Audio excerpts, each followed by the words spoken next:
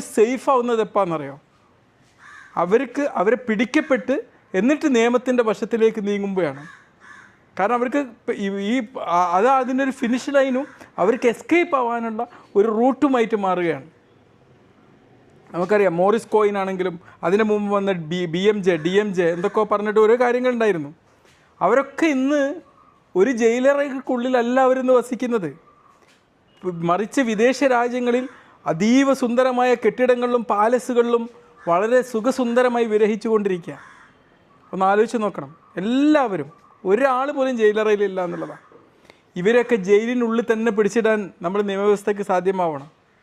അതിന് വേണ്ടിയിട്ടുള്ള മാറ്റങ്ങൾ ഇവിടെ ഉണ്ടാവണം. ഒരുപാട് പുതിയ പുതിയ നിയമങ്ങളൊക്കെ ആവിഷ്കരിക്കും. ഇതിന് വേണ്ടിയിട്ടുള്ള ശക്തമായിട്ടുള്ള നിയമങ്ങൾ വേണം.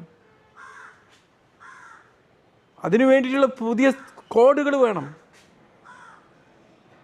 അല്ലെങ്കിൽ നമ്മൾ